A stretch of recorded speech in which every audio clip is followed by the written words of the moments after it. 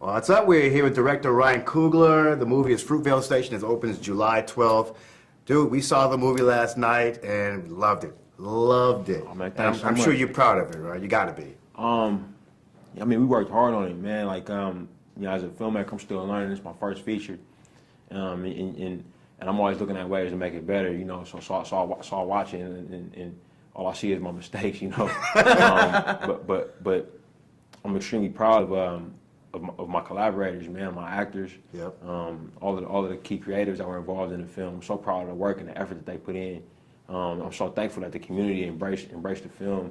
And you know, it was a film that we shot. We shot in my grandma's house, my aunt's house, and we shot in real locations. You know, Yep. businesses in the Fruitvale district opened up their doors to us. You know, BART, Highland Hospital, all these big Yep. Bay Area institutions that were involved in this case, San Quentin, they opened up their doors to us and rallied around the story.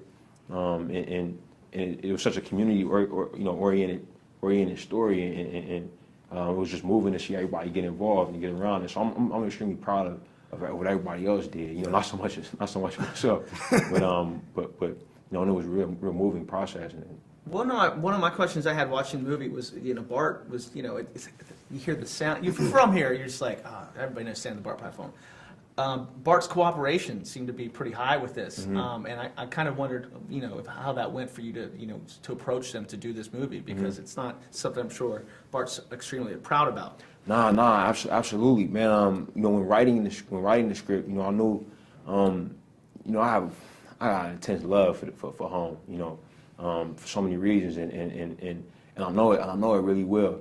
I've been riding BART my whole life. You know, that was my first field trip was to an A's game. You know what I mean? So I rode up to Coliseum. I used to think that the BART trains were like some kind of weird form of magic. You know what I mean? The first time I rode, and, you know what I mean? First time I stuck the ticket in the machine and came out. And I think that I never imagined that we would be able to shoot in the real locations, you know. But for me, the story wasn't about what happened in that place. You know what I mean? Like, Oscar was a product of his environment, like we all were. I wanted to get into the real places, but the story for me was about the person, you know, and about his relationships. And so eventually I said, man, maybe I should approach BART, you know, and some of the producers that were involved were like, man, you know, maybe we should talk to him. And we did, and you know, thankfully, the general manager that was there when what happened to Oscar happened isn't there anymore. The police chief that was there when that happened isn't there anymore. There's new people there now, and they were ready to talk about it. You know, in the first meeting that we had, you know, people in there were moved to tears just talking about what they went through as a company, because it was the worst thing that ever happened for them as well. And they were very interested in they didn't want to be the reason that this movie didn't get made right. You know what I mean? They wanted to extend that arm back to the community and telling this story. I was very honest with them, you know, and explaining to them that, you know, we weren't going to sugarcoat anything that happened up there, you know.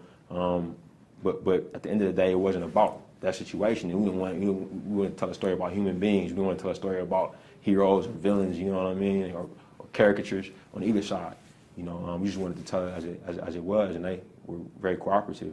I love the fact that you didn't sugarcoat the character of Oscar Grant, and it wasn't about whether or not he was good or bad, but simply, I felt like it was simply just, here's what happened to this one person within 12 hours. And it wasn't, he was a good guy, it wasn't he was a bad guy. This is just what happens, and it's not unusual that this happens. I applaud you for taking that method of storytelling to the film.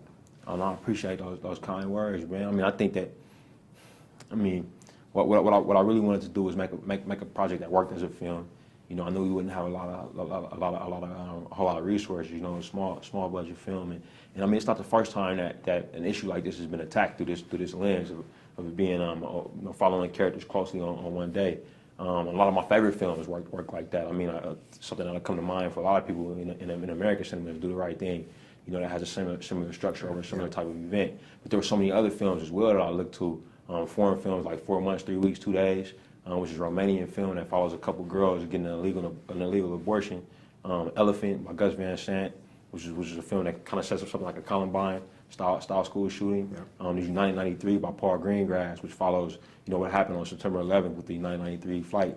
And I always found that films that kind of looked at a constrained time period would give the audience a feeling as if they're spending a lot of time around a character. It's kind of weird how that inverse relationship works.